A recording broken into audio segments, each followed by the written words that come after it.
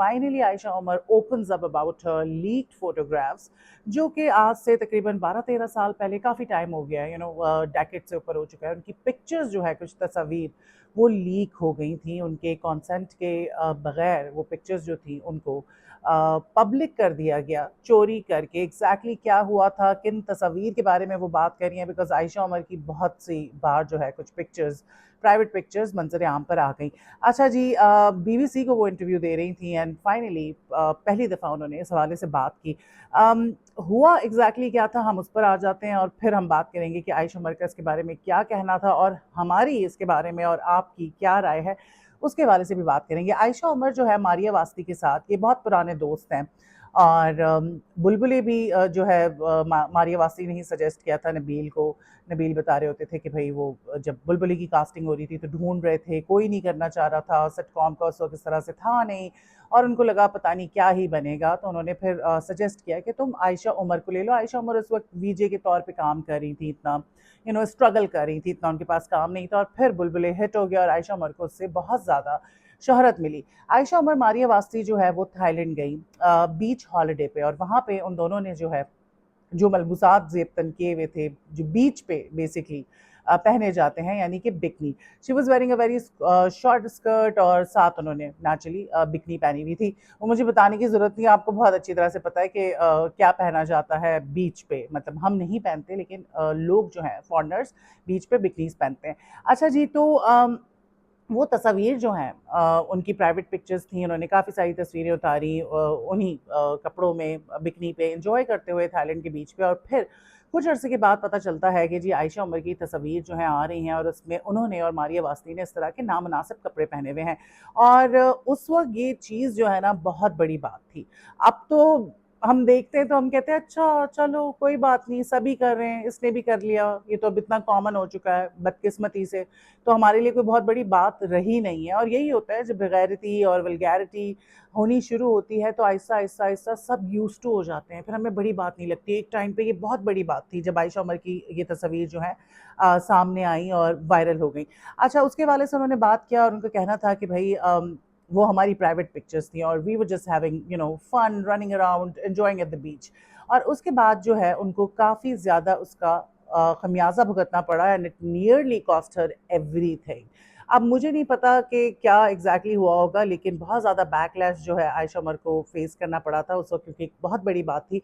और फिर काम वाम के हवाले से भी आयशा को हो सकता है कि मसला हुआ होगा, लेकिन अब तो जो जितना नंगा होता है, जितनी उसकी वीडियोस लीक होती हैं, वो उतना पॉपुलर हो जाता है, उतना उसको काम मिलता है। लोग कहते हैं इसके व्यूज़ आ रहे हैं, इसको हम कास्ट करेंगे, इसकी वजह से हमारा प्रोजेक्ट हिट होगा, लोग देखेंगे, हमें भी व्यूज़ मिलेंगे।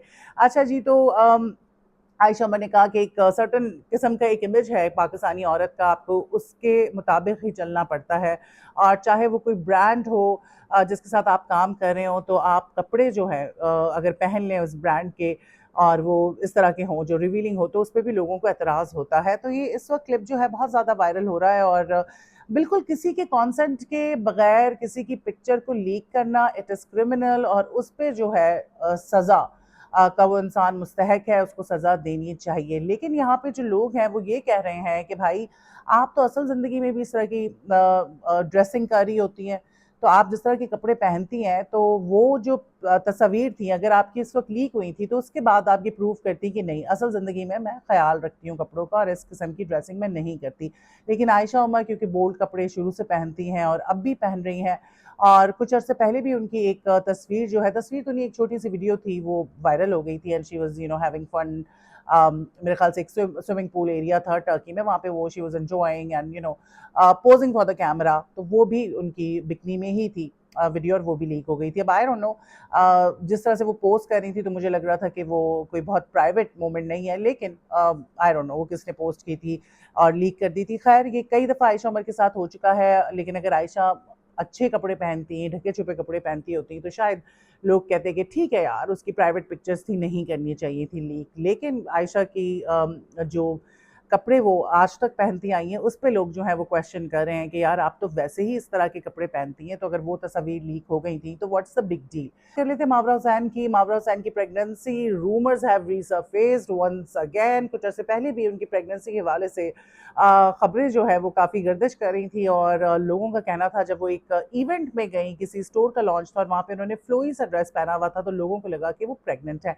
उस पर मावरा हुसैन ने साफ साफ ये कह दिया कि ऐसा कुछ भी नहीं है। लेकिन अब जो है विंटर लव के नाम से एक प्रोजेक्ट है, उसमें उनकी टेलीफोनिक टॉक है और उसमें वो टर्न करती हैं तो वहाँ पे उनका बेबी बम्प नजर आता है। बज़ाहिर वो बेबी बम्प लग रहा है, अल्लाह बेहतर जानता है, बाज़ औक़ात इंसान ने थोड़ा वेट पुट ऑन कर लिया होता है, लेकिन मावरा को हमने देखा है कि वो हमेशा से जो है वो फिट ही रही हैं, और वो कहते हैं ना, काट नहीं है एक इंसान की कि वो वेट पुट ऑन करे।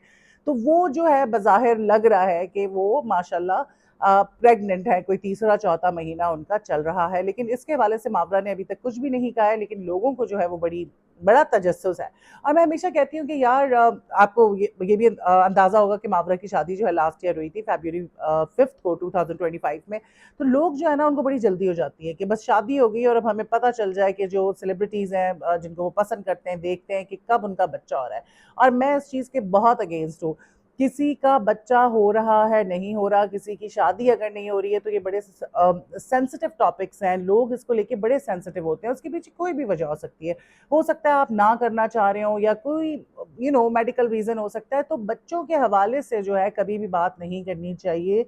This is not right, this is very unethical. औरतें इस चीज़ को लेके, और उम्र भी ना पूछें, क्या ज़रूरत है उम्र पूछने की, तो ये चीज़ें नहीं टच करनी चाहिए। खैर उम्र का तो I am just joking, of course it is also very sensitive for women, but शादी ना होने पर सवालात करना, और दूसरा अगर प्रेगनेंसी नहीं हुई है और बच्चा कब होगा, बच्चा क्यों नहीं हो रहा, फैमिली प्लानिंग की है कि नहीं की है, ये मुझे बहुत ही नामुनासिब लगता है। मैंने तो कभी अपने दोस्तों से जिनके साथ मैं हैंग आउट भी कर रही होती थी, उनसे भी नहीं पूछा, अच्छा तुम्हारी शादी क्यों नहीं हुई, तलाक क्यों हो गई, दूसरी शादी हुई है तो वो कैसे हुई है, बच्चे क्यों नहीं हो रहे। ये सवालात जो है मुझे लगता है कि बहुत ही गैर मुनासिब हैं। आपको क्या लगता है, मुझे बताएं। अच्छा जी, अब हम आ जाते हैं, छोटी सी खबर है, मैंने सोचा उसके हवाले से भी बात कर लें। ज़ारा नूर अब्बास जो हैं, उन्होंने शाहिद कपूर की एक क्लिप के हवाले से जो है लिखा कि I love this guy because he is too real for Bollywood. ऐसा क्या हुआ? शाहिद कपूर जो है वो उम्र चोर हैं, हमेशा यंग लगते हैं माशाल्लाह, और बड़े टैलेंटेड वो एक आर्टिस्ट हैं, बड़ा अच्छा वो काम करते हैं।